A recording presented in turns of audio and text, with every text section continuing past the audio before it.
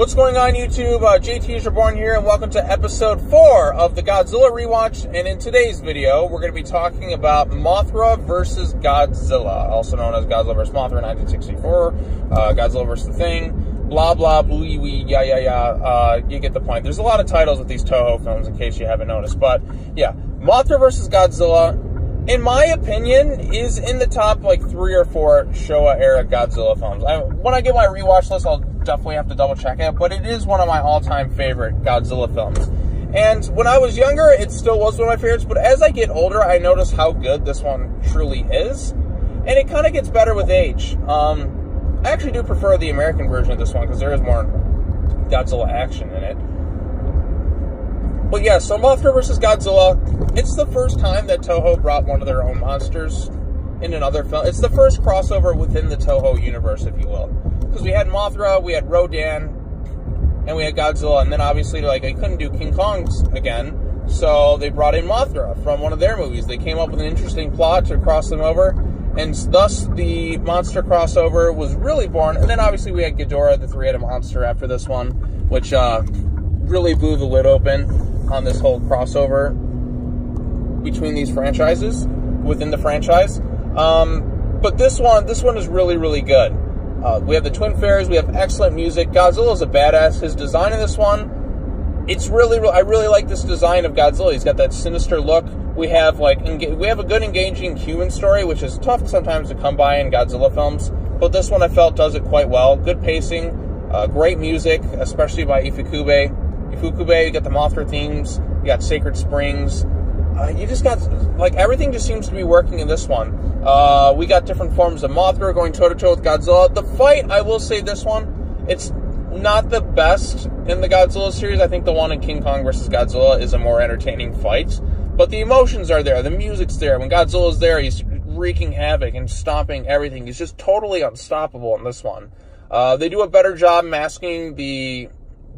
doing the masking effects, or whatever you want to call them, where they just implement Godzilla into the frame. The framing is done better in this one. The scale, they emphasize the scale a little bit better. We have some really douchey villains that I absolutely love, named Torahata and Kumayama. These guys are such slime balls. They're like my favorite. They're some of my favorite, like, assholes in the Godzilla franchise. All they give a shit about is money, and there's a real smugness to one of them. Was it Torahata? Because Kumayama is like, no, there's a real smugness to both of them, where they're real arrogant pricks. We're just like, we'll buy the girls off you, we'll do this one. Not quite as big of an asshole as, say, like Nelson from the original Mothra, but definitely big assholes, and they definitely get their comeuppance, and it's very entertaining. The fairies are good. The Peanuts play them in this time around. We got Takara Takarada is back in this one. He's a much better lead in this one than he is in the original. What was it? The original Godzilla. He's more memorable in this one. You get to see his personality fleshed out a bit more. There's just a lot that just goes well in this film. Music, action. There's some great scenes with the military. The U.S. version has that cool, like, scene where they're just blasting the shit out of Godzilla. They're trying the best they can to stop him. We got this Mothra's egg that's gonna hatch. Mothra dies, and then, like, the two twin caterpillars, like, take over. And then they don't, like, outright just defeat Godzilla. They kind of just web him up, and then he falls, like, into the ocean right next to an island. So Godzilla, as soon as he breaks free of that web, he's going to unleash terror again. But they kind of just barely escaped. They didn't outright kill Godzilla. But they do ultimately win the fight by strategy, because Godzilla is clearly the more powerful foe in this one. This is the last time Godzilla will be a pure antagonist for a long time, because it's in the next movie where actually we get to see some good development from Godzilla, and he changes from straight-up villain to more of a hero. So yeah, Godzilla goes through a lot of development in these movies, surprisingly, which is kind of neat to see. You don't really see that too much with your giant monsters. But yeah, Godzilla goes in there, unleashes hell. Mothra and the Twin Fairies come in to ultimately stop him in the end. But it's fun. There's a lot of seriousness to it. The pacing works well.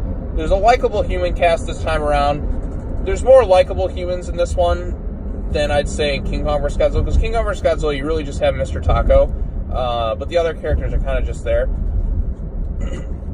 But the story is more well done. I feel like a lot of fans feel that way about this one, where a lot of people would consider this to be like the second best of the Godzilla franchise, behind the original Godzilla 1954. But this is definitely one of the best, I'll say, overall. There's some good action, good use of miniature effects, like really good use of miniature effects, especially for a Godzilla film at this time period. They're really starting to craft something a little bit more serious this time around. Ishiro Honda's back directing, and this is one of his best. This is one of the best kaiju films I'd say ever made. Just all the elements are there for this one. I'm trying to think what else. Maybe there's some pacing issues at times, but for the most part, it works pretty well. Miniature effects look great, especially for the time. And Mothra, and that's just an engaging story. We get to see the emotion there, especially with the music, see Godzilla unleashing havoc. You get all the good stuff in this one, so it's definitely worth checking out. If you haven't gotten the chance to, I highly recommend you watch Mothra vs. Godzilla. It's one of my personal favorites in the franchise. I don't know where I'd rank it in terms of this, but I'm going through, and as I'm rewatching them, I'm ranking them. And I'd say this one, it's pretty close to the top. It's kind of neck and neck with the original in a way. It's one of my favorites in the Godzilla franchise. So, yep, there's that. Thank you all so much for watching.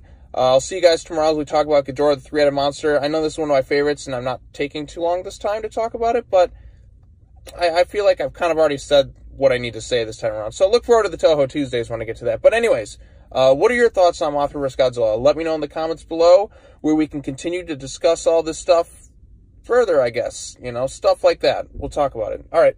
That's all I got to say. Take care now. Bye-bye then. I'll see you next time.